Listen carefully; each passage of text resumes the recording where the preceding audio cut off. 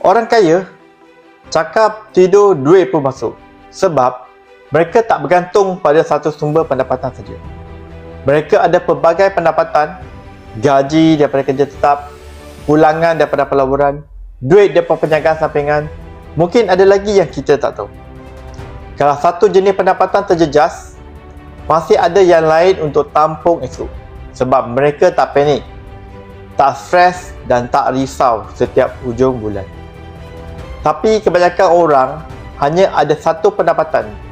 Bila gaji lambat masuk, pening. Bila ekonomi tak menentu, gelisah. Bila bos tak suka, kena buang kerja. Masa tu baru dah cari peluang lain.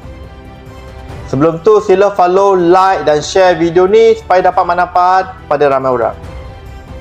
Kenapa ramai orang kaya nampak tenang? Pertama, mereka buat duit walaupun tengah tidur. Mereka ada pendapatan pasif. Duit terus masuk dari pelaburan, hartanah atau bisnes yang berjalan sendiri. Tak perlu kerja 9 hingga 5 setiap hari untuk survive. Kedua, mereka tak kerja untuk duit, tapi duit bekerja untuk mereka.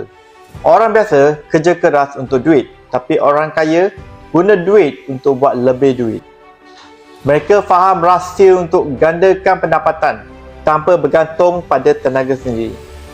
Ketiga, mereka sentiasa bersedia untuk sebarang kemungkinan. Mereka ada simpanan dan mereka ada ilmu dan mereka tahu bagaimana mengurus kewangan dengan bijak. Sebab itu, walaupun ekonomi jatuh, mereka tetap boleh bangkit. Kenapa nak tunggu terdesak baru nak bertindak? Zaman sekarang tak boleh harap satu sumber saja.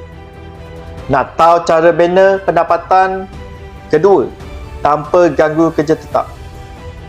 Komen saya nak di ruang komen atau pergi profile Dennis, klik link get offer, masukkan maklumat anda. Dennis akan hubungi anda dengan segera. Let's join Dennis.